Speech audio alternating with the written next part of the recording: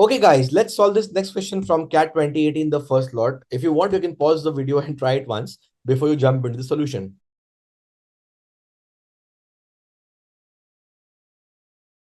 A right circular cone of height 12 feet stands on its base, which has diameter 8 feet. The tip of the cone is cut off. The tip of the cone is cut off with a plane which is parallel to the base and 9 feet from the base.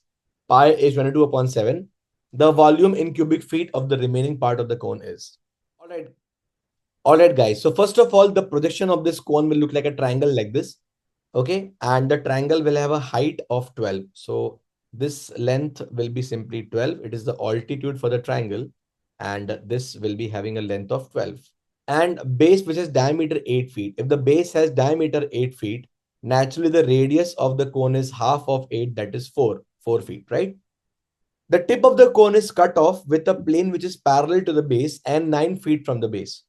So basically we are making a cut like this. Okay, like this. We are making cut like this. And the height at which we are making the cut is 9 feet from the base. All the measurements in feet, so I'm not writing it explicitly. So that tells us that the height of the smaller cone which is cut off is 12 minus 9, that is 3. Now this concept we have seen already in our course. The volume of the smaller cone upon the volume of the bigger cone. This ratio is cube of the ratio of their heights or the ratio of the radii, right? Here we have the ratio of height, so that's how we can proceed in. The smaller cone upon the bigger cone, the ratio of their heights is 3 by 12. So the ratio of the volume will be 3 by 12 cube. Well, 3 by 12 is 1/4. 1/4 cube is 1 by 64. So it tells you that this smaller cone upon the bigger cone, the ratio of their volumes is 1:64. So the bigger cone's volume corresponds to 64. Smaller cone's volume corresponds to 1.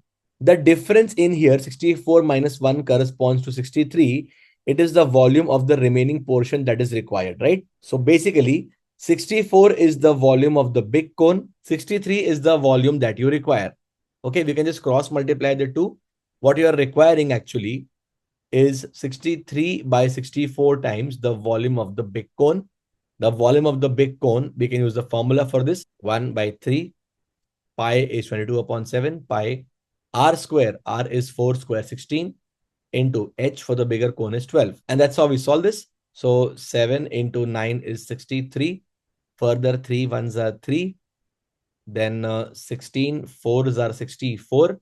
And 4 threes are 12. Finally, 3 into 22 into 9 is 6 into 22, 198 cubic feet. That's the answer to my question.